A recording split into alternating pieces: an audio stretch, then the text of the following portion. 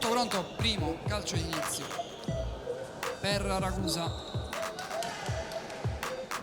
Taina doppio passo, c'è la buona difesa da parte della numero 77 Dupuy. Va a Peghe per Taina, palla dentro per la conclusione di Pernazza, e allora Chiara Pernazza per l'1-0. Passaggio di Rebe in questa occasione che ha permesso a Dupuy di andare alla conclusione, riuscendo a trovare quel passaggio davanti il portiere come potrebbe essere questo. Bravissima Rebe a girarsi e tirare.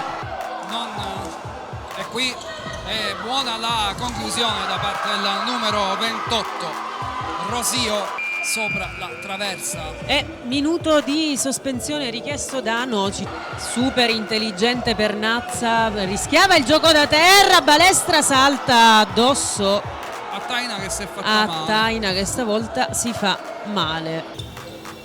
Ma ancora Alves cerca spazio, non lo trova, torna da Peghe.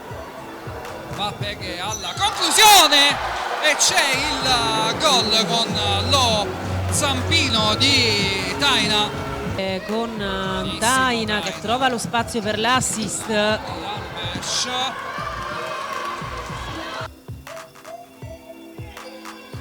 Si scambia sulla fascia sinistra, arriva poi la conclusione di Alves.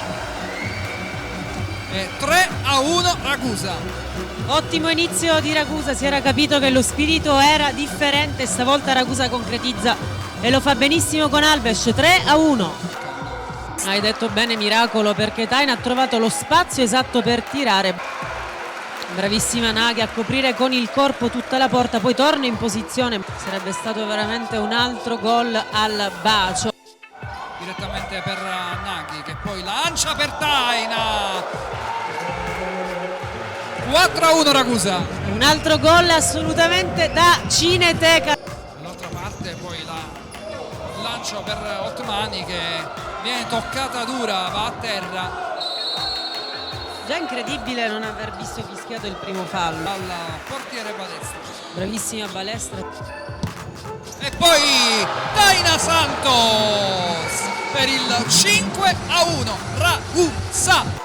Ottimo il tiro di Berkan, comunque prova Ragusa fino alla fine. Era importante questo scontro. Salvezza, l'incrocio dei pali per Saraniti sul finale di tempo. Vince Ragusa 5-1.